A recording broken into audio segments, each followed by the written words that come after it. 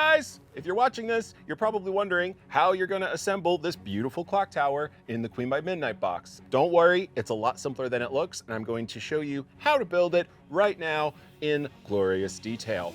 So the first thing I want you guys to take note of when building this clock tower is to turn over the pieces of cardboard that you're gonna pop them out of. Take note of the back because there are all these numbers on there. What you want to do is match the numbers in consecutive order. So 12 goes up with 12 and 13 goes up with 13, that sort of thing. Now, the first thing that we are going to do is we're going to make the base of the clock tower. We got our fat little X. We're going to take the rivet that is slightly thicker than the other, and we are going to put it at the bottom of this part. So we're actually going to have the white part facing the floor. Then you take this part, line it up, you take the last piece, pop it in right there, and it clicks, and there you go. Isn't that satisfying? Now that our base is constructed, let's get to the part that makes my, what does ASMR stand for again? Autonomous Sensory Rhythm Nation. I don't know. It feels really nice. Let's pop them out. If you notice, the game makers of this game are super duper smart. So they took the awake and trance token that you use while playing Rosalind in the center of the clock. So you just pop that out, pop it out of this little ring, and then bam, you can set this aside for later. Awake or in trance, awake or in trance. It's really neat. Voila. Now we got all of our pieces. Before we dive into this, we are going to install the clock gears. The side that has the little hour hand on it, those are always going to be the sides that face out. So this is going to be on the exterior. So what we want to do is put that there and then fasten them down with 2 of these small black rivets. It's very important that you put the thick side in the one that is on top. Put it in, and then put the smaller one like that. And then we're gonna do the same thing on this side as well. Next, we are going to take this side piece right here that has the player count. We're going to take the dial. We're gonna be using that to actually turn the gears. And just like before, we're going to take these rivets, make sure that the thicker of the 2 is what's on the exterior. There we go. Then we are going to assemble the gearbox. There are 2 big steps to assembling the clock tower, and the first is creating the gearbox and then creating the structure that the gearbox gets lowered into, kind of like the Borg Queen's head getting lowered into her body if you've ever seen Star Trek First Contact. It's a lot like that. Everyone gets that reference. All right, moving on. We're going to then fold it in. Always make sure you pop out these things actually before you do that. Then we kind of fold that part up a bit. This spot gets folded into those so that it kind of facets together, all nice and snug. Before you lock this in, what's really important is you take these little star icons and you rotate them so that they line up like that. You want both sides of your clock tower to be in unison so that on the exterior, you see the same time on the interior, because this is a 360 game. There's lots of elements to it, okay? So just like the other side, we're gonna take this and kind of facet it here. 6 connects with 6, 7 connects with 7, then 10 connects with 10. Okay. All right, there we go. So as you can see, the gear teeth on both sides and the knob right here are all interlaced. And now when you rotate it, oh, look, is it at 3 o'clock on that side? It's at 3 o'clock on this side. Smart people, they made this, not me. I couldn't in my wildest dreams. Now we are going to build the lower structure that basically is the dice tower portion of this. So first we're going to take this piece right here, fold it slightly, then take this 12 and 13 piece, pop that in, and then pop it in on this side. Very cool. Then we are going to take this piece, number 14, and that is going to go up in here. So what you're gonna see right here is this little ramp and then this piece right here. So essentially this is the ramp that your dice are gonna roll down when you drop them in the top of the tower. Next, we are going to attach the back panel.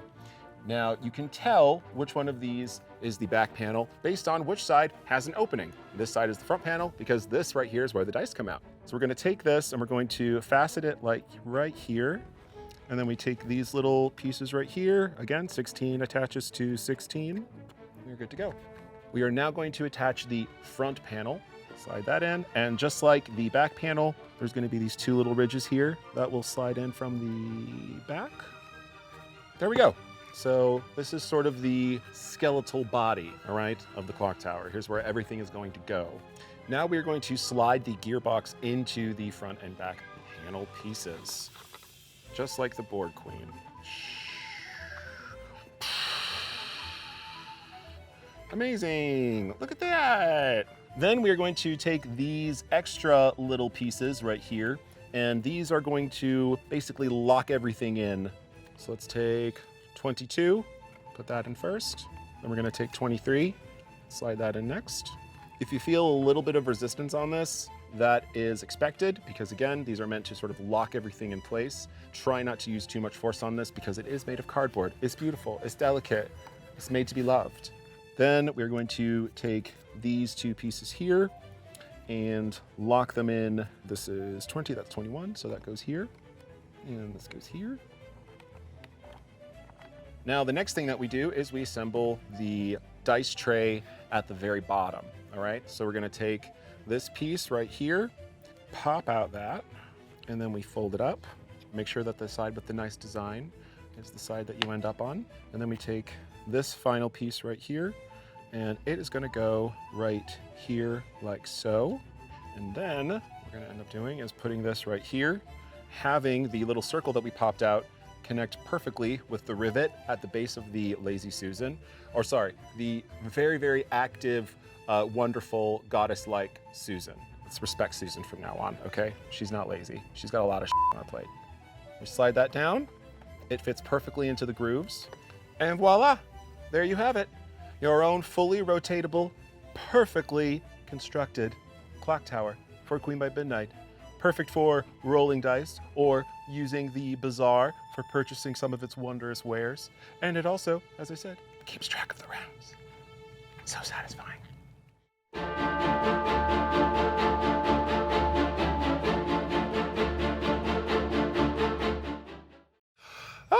Hi folks! If you're watching this video, it might mean that you just completed a game of Queen by Midnight, in which case, yay! I hope you won! If you didn't win, I'm sorry, you can play again. But if you're all done with a game of Queen by Midnight, you probably are about to put it away, and if you're like me, putting a game back together is very serious business. And so today in this video, I'm going to show you how to properly put your copy of Queen by Midnight back together so that your game stays nice and pretty and so that it's nice and organized so that when you're ready to play it again, you can just unload it willy-nilly really easily. All right, let's get started. Your first thing that you're gonna do is you're gonna wanna put your clock tower in the box first. This is a very important piece of the game. It is also, you know, a little breakable because it's made out of cardboard and you want to keep it safe. So let's put that baby in the box first. Hoo up. And luckily for you folks at home, there's a spot made for it. Tailor-made. Look at that. Wabam. Next, we are going to sort through all of our cards. Now, all of the Princess Vault cards have some gold filigree and all of their starter cards have bronze filigree. So what I like to do is I like to get all of their cards and sort them out by vault and then by starter, and I put the vault cards on the bottom, starter cards on top. So let's just kind of fast forward while I do that real quick.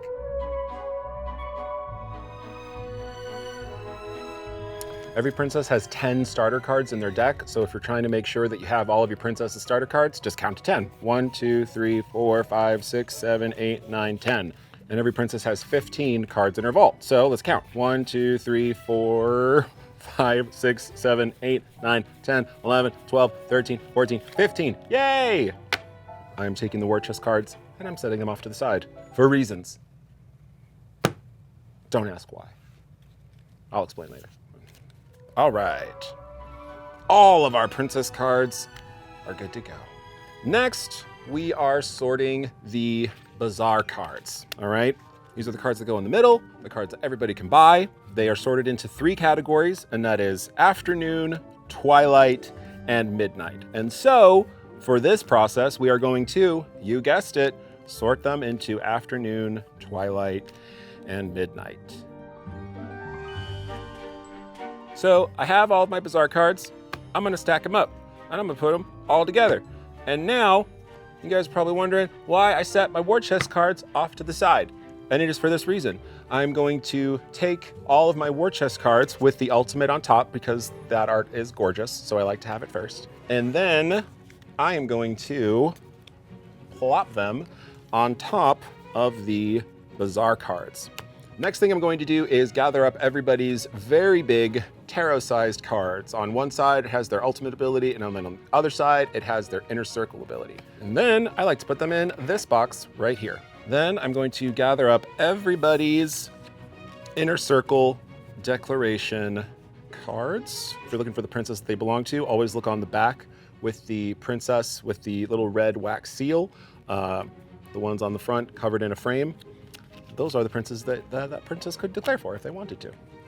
There should be 5 of these little cards in each one. Okay. I think all the cards are sorted. So now let's focus on getting our game pieces wrapped up and in safe little bags. The bag that the Clocktower gears came in serves as an excellent little baggie for your game tokens. So we're talking loyalty tokens, prophecy tokens, lash tokens, as well as your stat modifiers. They should all go in this little baggie. Then this bag I like to use for the clout counters and health counters. Remember, each princess has 2 of them. They are color coordinated, so keep track of them. And then the final bag, the tiniest bag, is what I like to put the dice in. Heh and heh. Oh, so snug, so little. Perfect. First, I'm going to take my Bazaar cards with the war chest cards on top, and I'm going to put them in this little slot right here. Then I'm going to take all of my princess cards that are stacked about here. They're a bigger stack, and then I'm going to put them sideways like about here. Then I'm going to take my little game token pieces, I'm going to roll them out, put this dice tray on top of the tarot cards, and then put the game pieces all snug within the dice tray right there. Then I'm going to take my dice and my meeples. I'm going to put them right there, and those are going to go right there.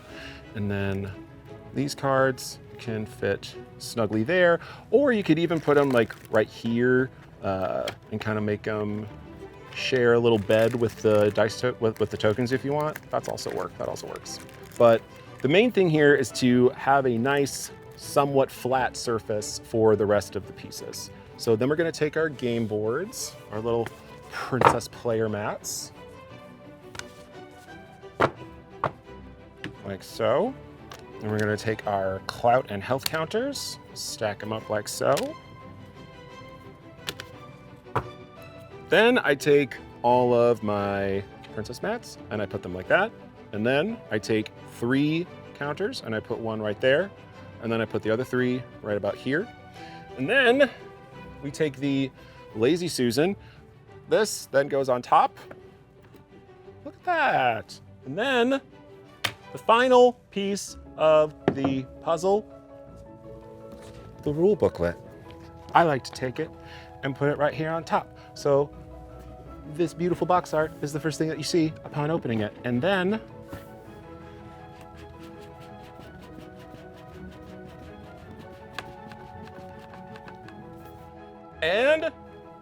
boom, voila. A perfectly organized, lovely box that is safe and sound and easy for you to unbox and play again in the near future. And that's it. I'm really bad at sign-offs, so bye, enjoy the game. It's really hot in here, so can we turn on the AC or something? It's already on?